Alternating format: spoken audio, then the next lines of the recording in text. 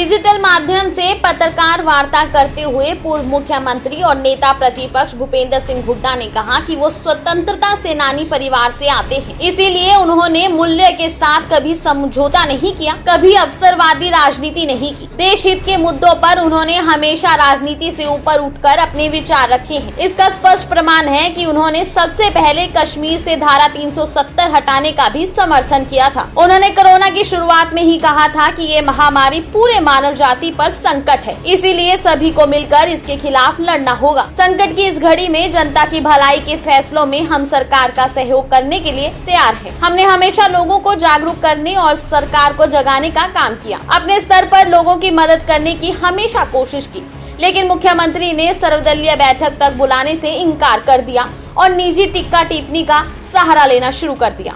जहाँ पे natural calamity हो, महामारी हो, राष्ट्र हित हो, मैं एक स्वतंत्रता सेनानी परिवार से हूँ, जिसके दादा और पिता आज़ादी के लड़ाई के लिए लड़े और जिसके पिता इस देश के संविधान पे दस्तखत है। मैं इन चीज़ों में राजनीति नहीं करता, ना महामारी पर, ना राष्ट्र हित में, और ना जो नेचुरल कैलेमिटी है। और ये जीता और कोई राष्ट्र हित की बात हो उसमें भी, और ये जीता जागता उदाहरण आपके पास है।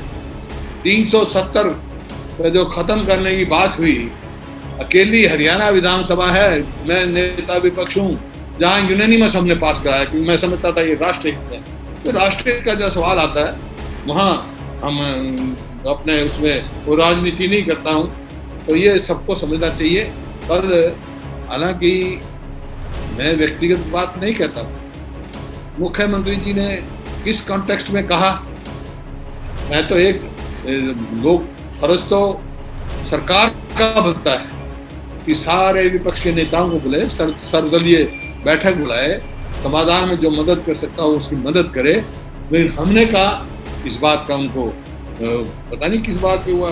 भूपेंद्र सिंह हुड्डा ने कहा कि महामारी को रोकने में सरकार विफल रही है। ये बात उन्होंने नहीं बल्कि खुद प्रदेश के स्वास्थ्य मंत्री ने मानी थी। उन्होंने बयान जारी करके कहा था कि हालात इतने खराब हो चुके हैं कि अब व्यवस्थाएं बनाने के लिए सेना का सहारा लेना होगा। साथ ही भिवानी महेंद्रगढ़ से बीजेपी सांसद ने भी स्वास्थ्य व्यवस्था के चरमराने की बात कही थी। बार बार अखबारों ने तथ्यों के साथ बताया कि सरकार कोरोना से मौत के आंकड़ों पर पर्दा डाल रही है। ऐसे में जरूरी था कि विपक्ष सरकार को सच्चाई से अवगत करवाए। सरकार को भी सच्चाई को कबूल करने से गुरेज नहीं होना चाहिए, क्योंकि जब वो सच्चाई को मानेगी तभी उससे निपटने के लिए बेहतर तैयारी कर पाएगी। सवाल इस बात का नहीं है, सवाल आगे भी देखना है।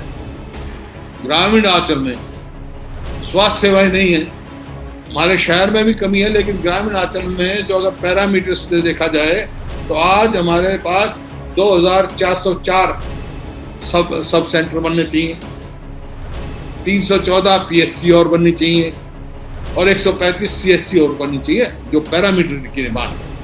अपने बयानों और खुले पत्रों के जरिए उन्होंने सरकार को लगातार सकारात्मक सुझाव दिए। अगर सरकार उन सुझावों पर अमल करती है तो इससे सरकार और प्रदेश की जनता दोनों को लाभ होगा। 2029 तक मुख्यमंत्री रहेंगे की टिप्पणी पर पूछे गए सवाल के जवाब में हुड्डा ने कहा कि मुख्यमंत्री अहंकार का परिचय दे रहे हैं। मुख्यमंत्री को समझना चाहिए कि भविष्य में किसकी सरकार बनेगी ये तय करना जनता का काम है। आज सरकारें बनाने का नहीं, लोगों की जान बचाने का समय है। खुला पत्र में यही था, मेरा यही लिखा था मुख्यमंत्री जी के नाम। मैंने कोई ऐसी बात तो लिखी नहीं जो उनको अच्छी ना, ऐसा कोई मैंने कहा।